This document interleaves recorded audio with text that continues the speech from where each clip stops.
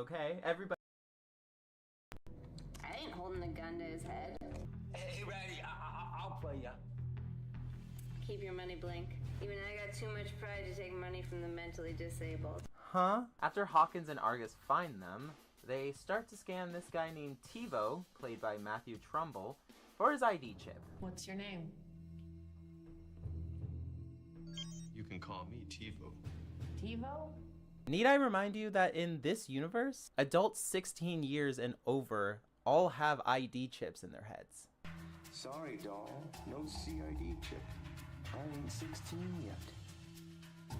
What's wrong with you? Well, Methuselah syndrome. Premature aging? Yeah, this man is supposed to be playing a preteen under 16 years old because of premature aging? What? This just goes beyond high school TV drama casting. Why aren't they just young adults in their 20s? That's way more believable than this. After walking up more flights of stairs, Argus finds some edibles on this couple making out right in front of them. What do you want? I detect fellow ethylene in the possession of these citizens. What do you have on you? Nothing. Nothing! Like, I don't understand what's with all the assaulting people for no reason besides having small edibles in their pocket or just being a landlord, I guess. You know, everyday police protecting and serving. Good horse, but you're a vicious one, Argus. You told me not to terminate a large number of civilians today. I did, didn't I? Tell me again who I'm supposed to be rooting for here. Now we finally see the cleaning robot that's been causing all of the ruckus throughout the building.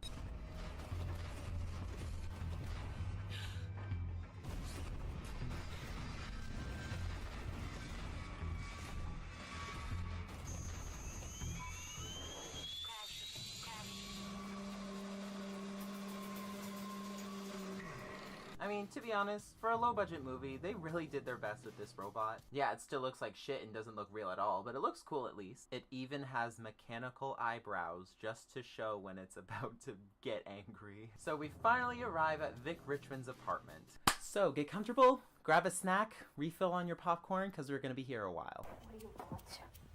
We want to talk about Damien Raw. Vic Richmond, played by Mary Murphy, is a very paranoid scientist. They interrogate her about the terrorist Damien Raw, and she lies twice to her face. At least I think so, because I honestly can't understand what she's actually saying. Yeah, well, word has it that one of his boys is holed up in this building. Terrorist? Here? Oh golly, Chihuahua curse, now you got me all frightened. I don't even see a bed, let alone another room besides just this kitchen. I've never heard of one kitchen, no bedroom, no bathroom apartments before, but here we are. And we finally get some conflict in the form of Damien Raw's henchmen making their way through the apartment building. Then once they finally arrive, demand the weapon that Vic has been working on. And this is where we get our first action scene, and it is glorious. That's it, don't move. Drop the guns. I said drop it!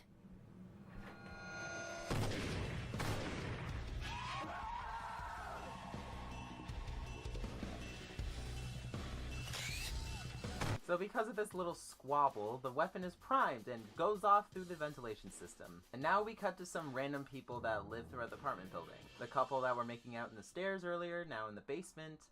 You know, where every lesbian couple hangs out to talk about taking showers. Babe, I think I need to go take a shower. Oh. Where are you gonna shower? I think Jennifer has a shower. And this lady from earlier, who is now reading a book with her husband called Brothel. The preteens and the old man they were hanging out with from the stairs go to split off for the night and discover the previously broken elevator is now moving again. Yeah, you should know you busted it. Seneca must have had somebody fix it. Cool. That means I can break it again. What is he watching?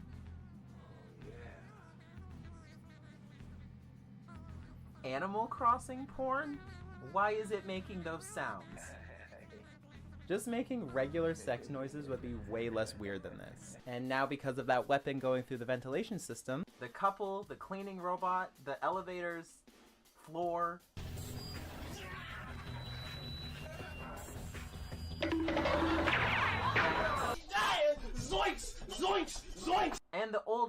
are the first infected.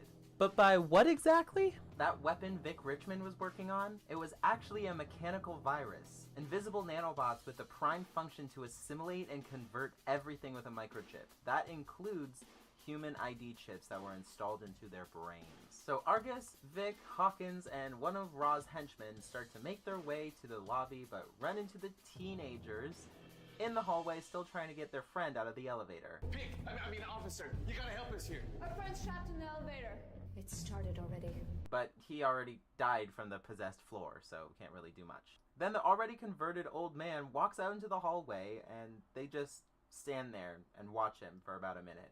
And that gives Vic time to spout some exposition on us. His body's dead.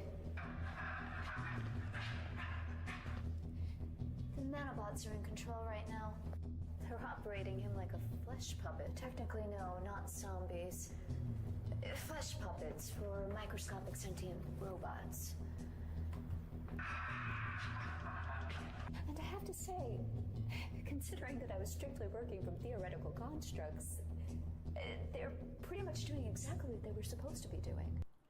Wait, you're basing this whole nanobot thing of converting living people into flesh puppets was all theoretical? And now the zombified apartment residents all attack them at once. So all the main characters flee to another floor. After breaking into the old couple's apartment that we're reading Brothel from earlier, this is where most of the exposition is going to set in. Since this hacking virus is in the air and described as a combat virus, I have no idea what that means. It's already done its job and should be gone from the air by now, which I don't understand. How can a mechanical thing just disappear into thin air? I don't get it. And this part is just everyone arguing and throwing death threats around, but I agree with TiVo here. You can shut your fat face. You got us into this. And what makes you think that? Oh, it doesn't take a genius to figure it out. You designed this weapon for that guy. It is definitely her fault for making this weapon in her no bedroom, no bathroom, kitchen only apartment. Not to mention she has little to zero empathy for the people that just died. Well, if the two constables hadn't bumbled their way in here, that guy would have had his canister and been on his way. My friends are dead. I've seen your friends. Not a big loss. I'm gonna kick your face. Then they realize that disconnecting the building from the entire power grid can slow the rate of infection. So she calls the landlord from earlier to do the job for them. Leave me alone. I've paid my debt to society. Twice. Listen, asshole. Are you in your office? Who are you calling ass? Shut up and listen. And he's almost immediately attacked by his zombified Lisa, and they all assume he's dead.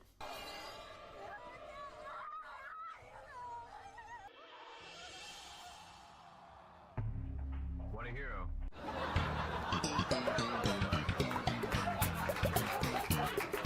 But he succeeds right before turning, because of course he does. So we're just about halfway through the movie, and things are getting quite tense. And now this is just the perfect time for Vic to tell everybody that their cell phones can work as emitters. So you're saying that all of our cell phones could be emitters? Given enough time, yeah. And that would be enough to take down the zombies? Well, not without breaking their shielding. And by that, you mean... Crack the skulls. See, I told you, shoot him in the head, like I said. Yeah, that would have been nice to know 3 years ago. And why didn't she tell them this before? No idea. I thought being a scientist made you smart. Now, the horde of zombies... They're not... screw it. Make their way up the stairs towards them. The terrorist guy then pulls out a surgically implanted gun from his chest and threatens them. Stay back. Get that gun out of my wife's face. Drop the gun or I kill her. How'd you do it? I used the proximity release on your cell phone during our close encounter earlier. I was able to retrieve my surgically implanted backup. You son of a bitch. You had a gun implanted? This man had a flesh pocket installed with an emergency gun? He then tries to leave stupidly, letting the whole horde inside. They're all attacked, only leaving TiVo, Hawkins, and Vic alive. After more searching and walking around for no reason, and I have absolutely no clue what floor we're on at this point, they find Carl alone in his apartment building right before they encounter the cleaning robot again. So Hawkins and Argus distract it and flee into the basement. And the Oscar goes to Virginia Logan for her role in Robot Revolution. Well, it worked. The robot's following us. The bad news is, it worked. Robots following us.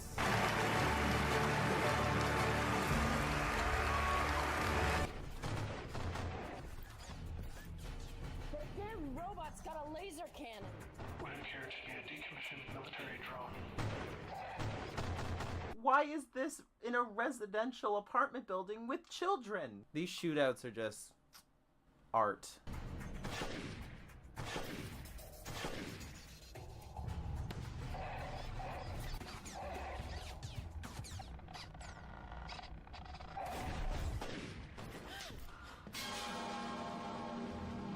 And this part is just wild. TiVo and Carl are just walking around trying to find a way out and find the zombified Lisa. So, armed with a baseball bat, TiVo kills the kid's mother right in front of him. Soon after their little shootout in the basement, Hawkins reboots Argus to find that he's infected with the mechanical virus, and then starts strangling her. And we finally see that lady from the beginning of the movie again. She and her own android partner go around killing the rest of the humans in the building. Damien Raw henchman guy, TiVo, Carl, Vic, all the main characters, dead. The events that transpired here today are not what we planned. Ideally, we would have sought a higher value target. This'll have to do. And it turns out it was the government's fault the whole time. Yippee! It always is. And plot twist, Damien Raw doesn't exist, you stupid machine. He's just a convenient boogeyman to keep people nice and scared. But sometimes the boogeyman has to jump out and yell boo once in a while. so they use our main characters as a scapegoat. Vic Richmond was a known Raw conspirator. TiVo was a delinquent with an extensive criminal record. And Carl Vega, you know, the 10-year-old child who was innocent in all of this. He was a member of the Church of the New Osirans. Quite a merry band of terrorists they make. Is that what these masks behind this door were for? Were they part of an actual cult? It's just vague reasons all around here. So now they're planning to cover it all up by erasing Argus's memories so none of it gets out. And that just leaves one last loose end. Your memory. You are a superior officer. Naturally, I will obey your orders. Yeah. I'm afraid that's not really going to be good enough. If you were listening earlier, I didn't put Hawkins on the kill count. Hell yeah. No, please, I don't know what you heard, but I can explain. And with one good shot through the hand, she did it. She saved the apartment building, not the whole world like it shows on the front cover. False advertising, I think. That was definitely a movie I got at the dollar store. To be perfectly honest, it's not horrible. It could be edited down a little, so there's not that much walking around with nothing happening, and the gray static is really annoying to look at and takes up a lot of screen time. Movies don't usually use every single piece of footage they film. That's why they have a deleted scene section. But all in all, it was a really good low-budget movie.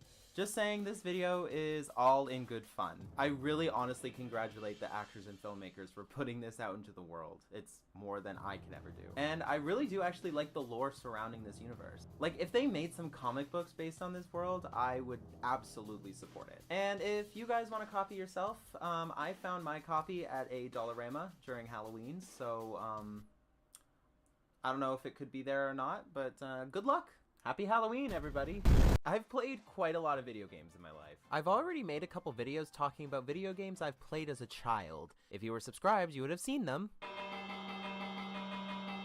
I don't really remember playing a lot of video games when I was a little child. Before I had a DS and could play Pokemon Diamond for myself, my parents resorted to getting me this. The new electronic talking Pokédex is here! But the earliest video games I can remember is going to school in 2005 and 2006, in my kindergarten classes, when we went to the best place in the entire building, the computer lab.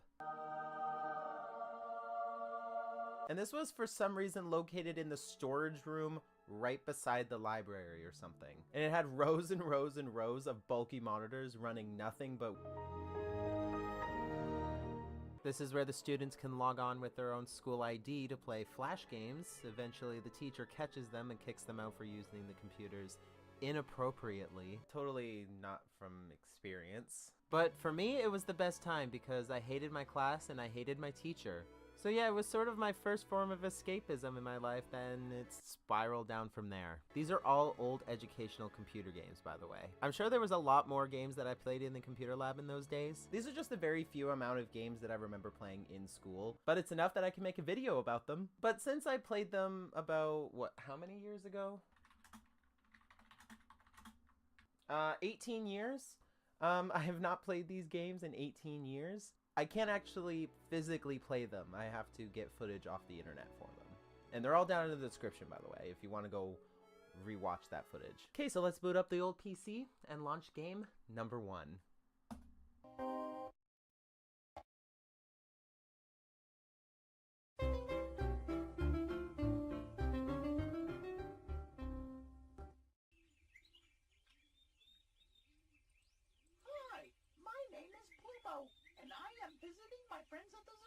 Oh, the Plumo games. The memories I have with these ones. Made by Synapse Multimedia and released in 1999, Plumo is a bilingual parrot who takes children on an adventure to discover things about things, I guess. Things like the circus or the park, but I never actually played those ones, so shut it. The two that I played when I was younger was Plumo at the Zoo and Plumo at the Farm. Plumo at the Zoo I remember being my favorite. I think. I was 5, get off my ass. Plumo at the Zoo was meant to challenge a child's basic counting, matching, and coloring skills. All within fun little mini games. They're like all minigame collections, by the way, and just... They're not very clever. There's this Dress the Bear game where you have to match the silhouette on the wall to the bear casting it.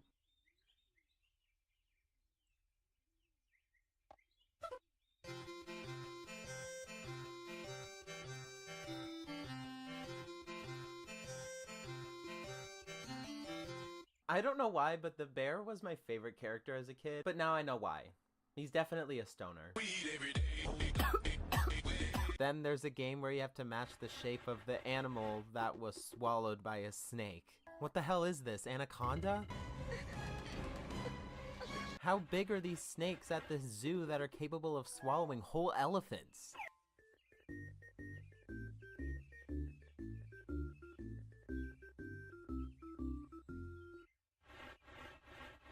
And if you thought that was horrible, how about matching the animal skins to the respective ghosts? What the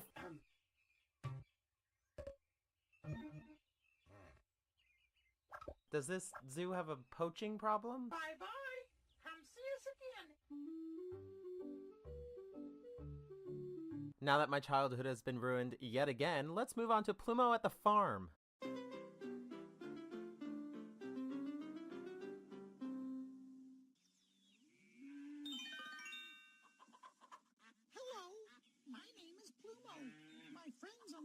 Can't wait to meet you. To choose a game, click on one of the moving pictures.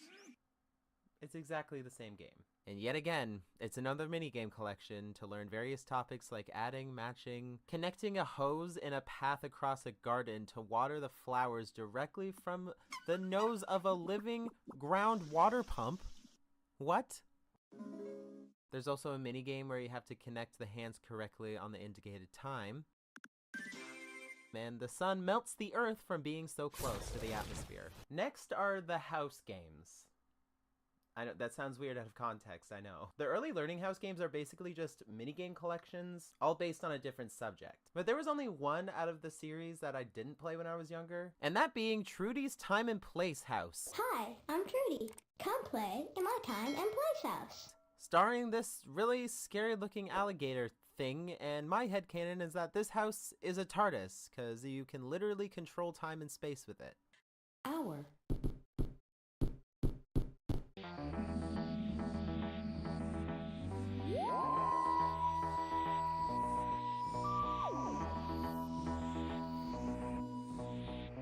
But the first out of the ones I actually played was Millie's Math House, and that deals with, I don't know.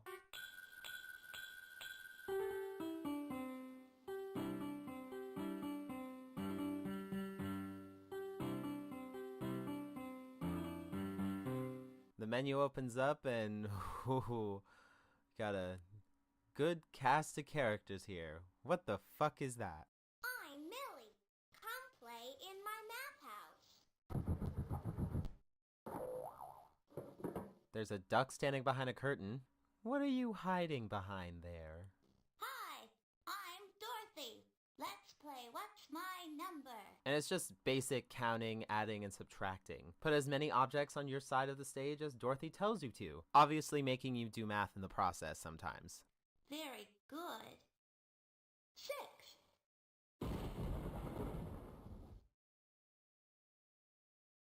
Oh yeah, this moose also has a rat infestation. You can build a mouse house. The rat minigame is just where you build houses and trucks and various things for these mice. Now I need a rectangle.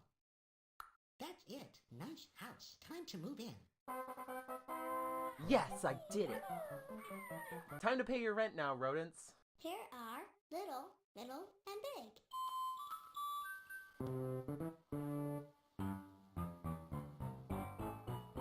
Put those grippers away! Hey, Amy, what the fuck is happening? Oh my god, those dogs are barking! You know what they say about men with big feet?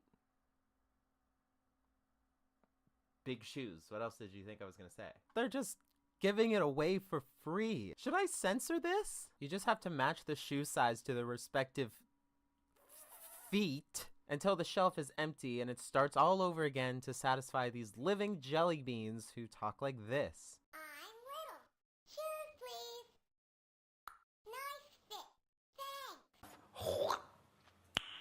Nice. And at the beginning of every round, they constantly repeat their names over and over. I'm big. A pair of shoes for me, please. I'm middle. I'm little. I have cold toes. I'm big. I'm big. I'm big. Shoes, please. I'm big. Shoes, please. A pair of shoes for me. I need shoes. I'm big. Goodbye. And one of my favorites was Cookie Factory. Let's play in the Cookie Factory.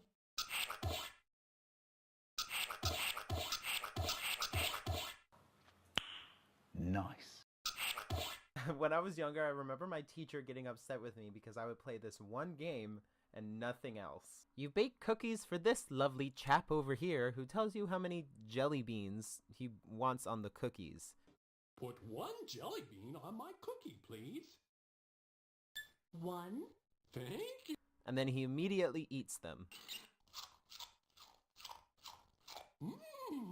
That's good. They don't even make it outside of the factory walls. Who puts jelly beans on a cookie? Bailey's Bookhouse is sort of the same, but kind of completely different at the same time. And now this is another minigame collection, but relating to reading, spelling, and rhyming. I haven't said this yet, but the house games actually share a connected MCU-like universe and make cameos from time to time.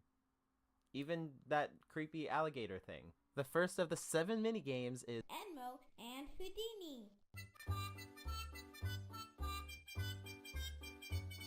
where this clown, I'm assuming is Edmo, just shouts prepositions at his dog. Go in the doghouse, Houdini. I'm in the doghouse. Go on the doghouse, Houdini. I'm on the doghouse. Go over the doghouse, Houdini. I'm over the doghouse. Should I be impressed and this is just a really well-trained dog, or should I speak to the authorities? Is this clown just a secret dog training genius? Read a rhyme is where you just create rhyming sentences and create a funny story, sort of like Mad Libs. The Queen of Hearts, she made some tarts.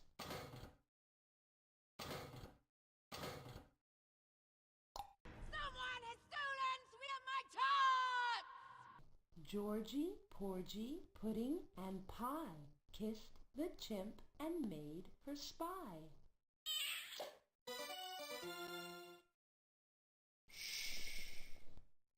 And make a friend is where you literally create a monster. This is not a friend. This will be in my dreams forever. Okay, let's see if the last house game is any good. I mean, they're all okay, but I remember this last one way more vividly than the other ones. Sammy's Science House was my favorite out of the three, and I think this snake is the reason why I am such an annoying scientific atheist in the present day. So blame Sammy for all the jokes I make about the Catholic Church. Jesus' mum was this woman, the Virgin Mary, who one night got visited by an angel and told she'd been gotten pregnant by a Holy Ghost. Of course, actual ghost is ectoplasm, which only contains ghost sperm. In Sammy's Science House, you learn science. You know, like biology and the weather and that sort of stuff. Spring at Acorn Pond. Acorn Pond is just the narrator telling you facts after clicking on a PNG of an animal. 60 degrees Fahrenheit or 16 degrees Celsius. Warm, rainy weather helps plants grow. The mother crayfish carries eggs on her swimmerettes. Weather machine is where you can literally control the weather itself. Let's make the weather. Hot. Heavy rain. Today is hot with heavy rain and strong winds.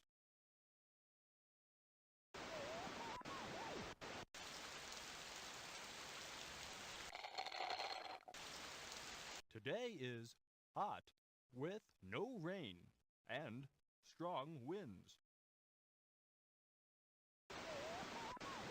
Holy moly. All right.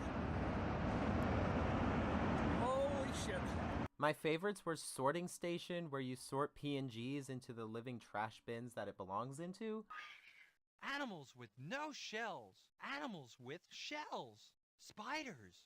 Butterflies. Great purple hairstreak butterfly. Way to go. Crab spider. Thank you. Poison arrow frog. Thank you. Taper. Excellent. You put them all away. Make a movie is what else? You make a movie with these stills. Touch me when you're ready. No thanks. But sadly, 5-year-old me did have to touch this strange rabbit man to see the movie I created. Action. Hiss. Hiss.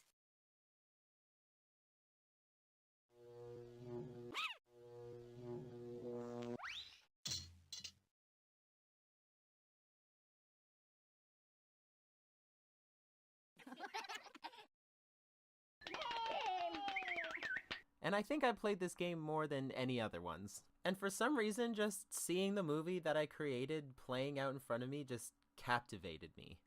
Oh, fuck. And yeah, that was the House series of games. A lot of memories with those ones. This next game I think has to be rare nowadays. I have no clue where I can actually find footage of this at all. Besides this one speedrun by Trundle the Great on YouTube.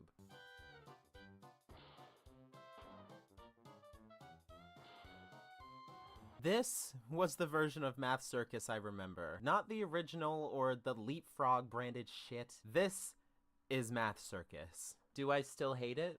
Yeah, I do, but I actually understand what's going on since I can actually read the instructions it's giving me. Use the correct angle to get the trapeze artist across this gap safely. Leave your house at the correct time to miss all the red lights on your way. Give a seal the correct color ball. And you get kidnapped by Wanda the Wicked Witch. Then it won't be Wanda who comes for her. It will be the Scarlet Witch. The Dreadful Dragons, Desmond and Doris, and Harry the Hairy Horror. It moved way too fast for me when I was younger, and the only thing I liked and remembered about it while I was writing this script was the music.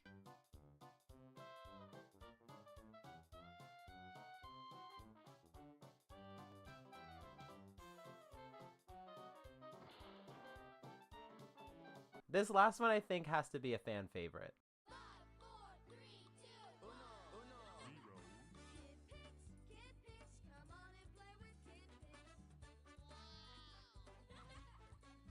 Kid Pix.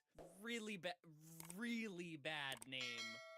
really bad name. This was the best time waster in those early school computers. It was basically just a souped up version of MS Paint. A drawing game that has lots of pens, pencils, stickers, shapes, and various sponges. And when you wanted to start all over, you literally blew everything up. When I was 5 years old, it looked sort of high-tech in a way. Everything moved, it had sounds, some of them had 3D sprites and animations. And this guy, the undo face button. His voice was very robotic and funny, and has become a little bit of a meme a while ago. I made a boo-boo, yeah. I don't really remember my teacher using this program in lessons or anything because my teacher thought fun was something that needed to be punished. And even now, I don't even remember drawing anything memorable. I was probably just fucking around, drawing scribbles and placing stickers till I got bored and nuked the whole page.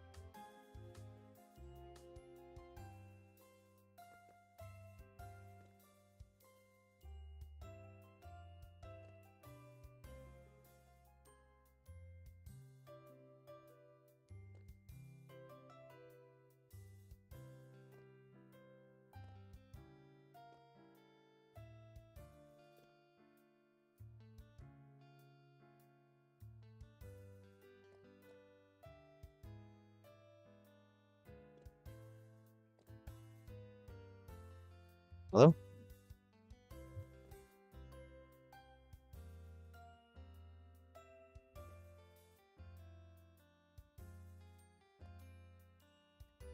Hello? Hello? Test, test, test.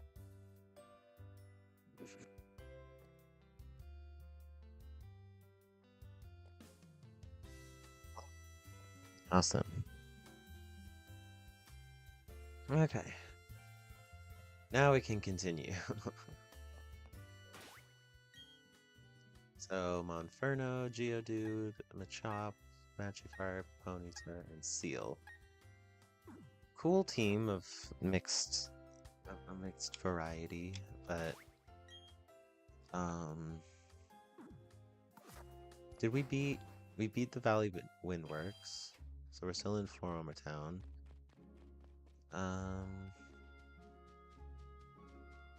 Let's water these.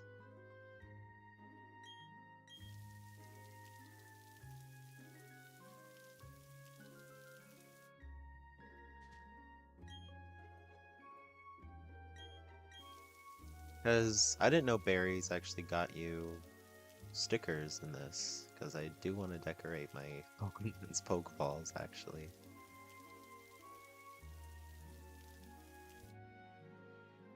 So I've already done that with a lot of them. Can I already walk with... Oh, I can't walk with them yet. What? Why not?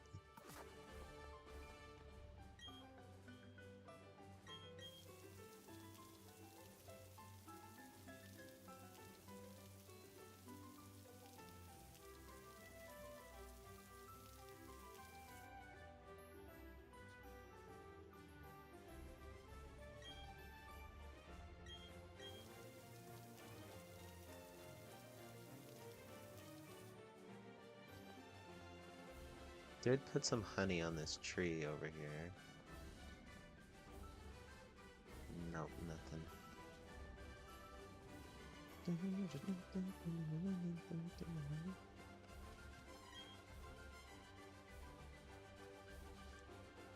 Okay,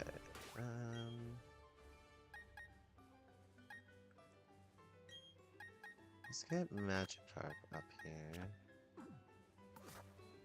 So this is what, 205? Okay, 205. I still haven't done my encounter for this one yet.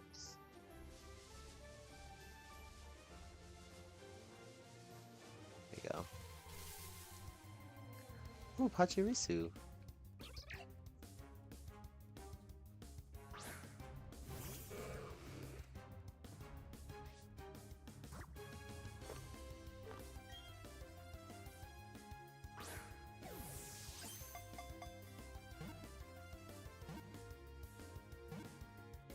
Oh, should probably fix this.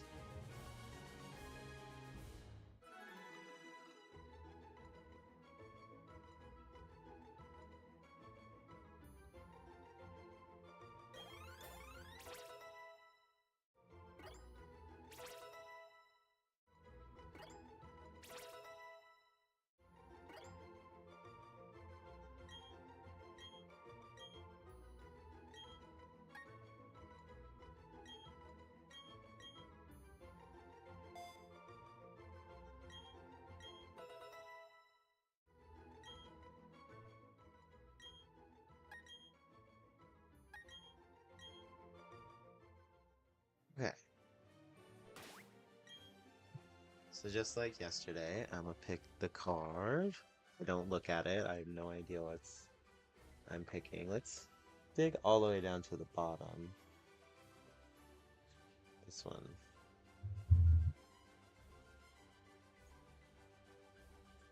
Growlithe. Okay. Another fire type. I don't really want to use fire types right now. Like, I already have 2 of them. One of them I might even take off.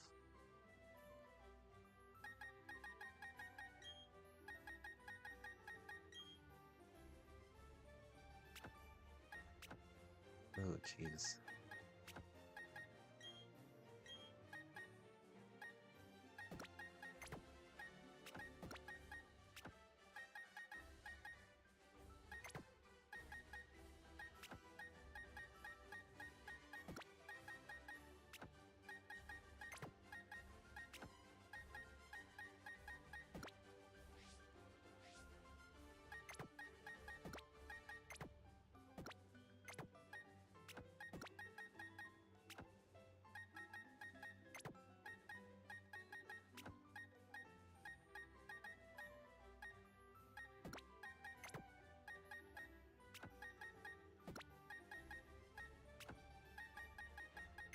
Jesus.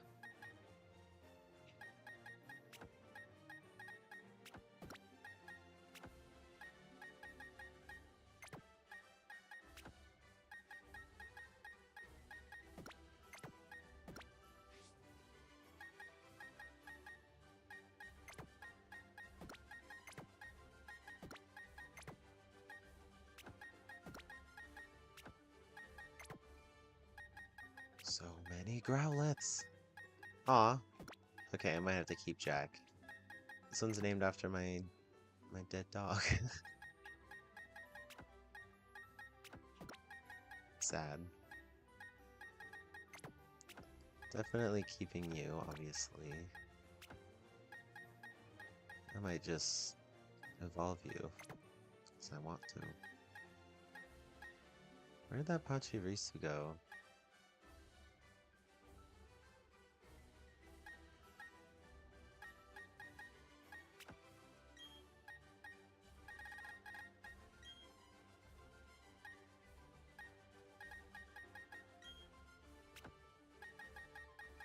Oh.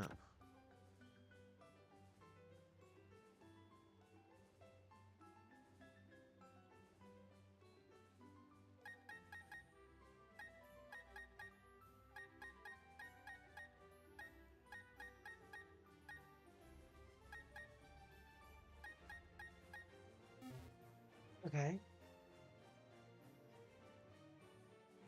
So Growlithe, sure.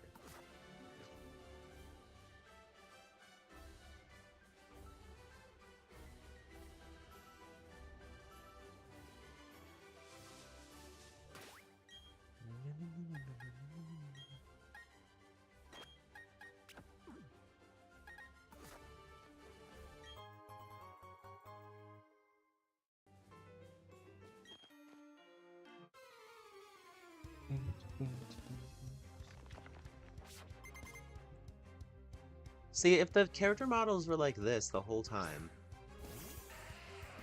like that would have been great. Like seeing Dawn in like 3D like that, pretty sick. But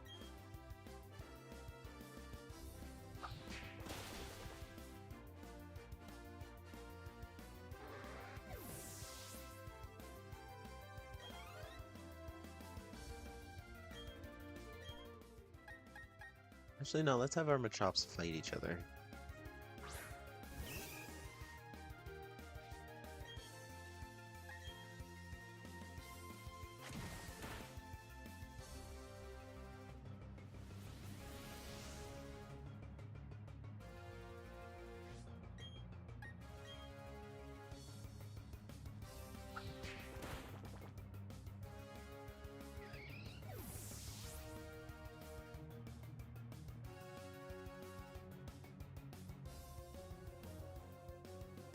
Oh yeah, shit. Fuck, it's the Piplup Community Day right now. I completely forgot. I might have to pause this to go out, actually. Because I completely forgot. I need some shiny Piplup.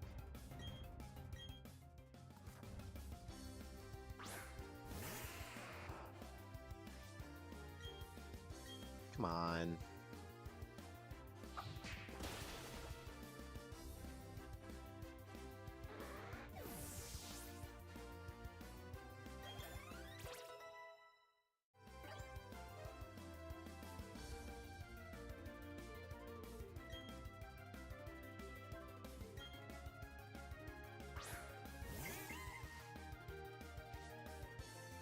Ooh, there's already so many. Okay. Items. Incense. Duh.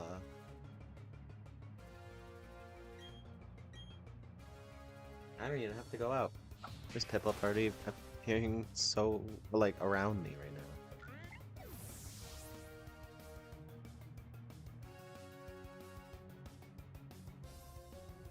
Shiny.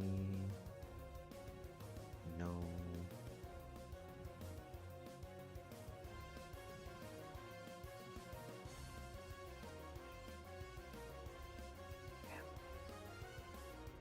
I might just have to catch them just for the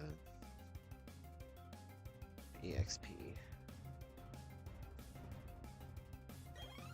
Playing 2 games simultaneously.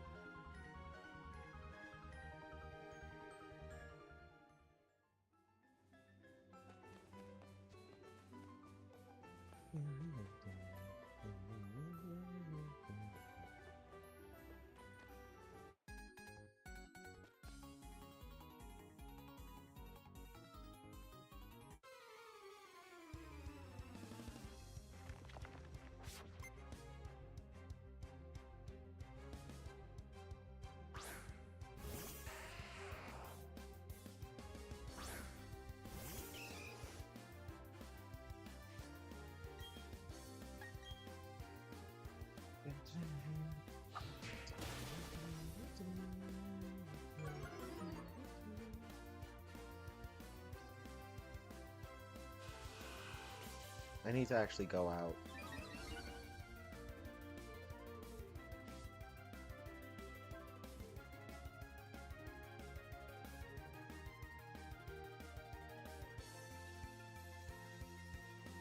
Okay, I think I'm gonna have to pause this after this battle. I completely forgot, and I really want to go out and get some Piplup, so I might have to pause the stream. But I'll come back with maybe a Piplup in my shiny Piplup in my party. Not party, my PC, maybe.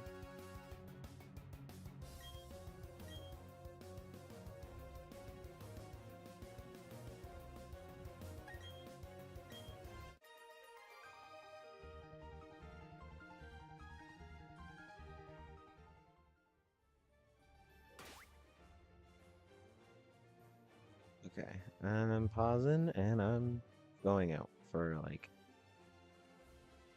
a bit. Pause. Pokemon is a video game series that was released in 1998 with Pokemon Red and Blue, originally called Pocket Monsters in Japan. Get the fuck out of here! We don't need this. We don't need a history lesson on the Pokemon franchise every Pokemon related video, okay? We know what Pokemon is.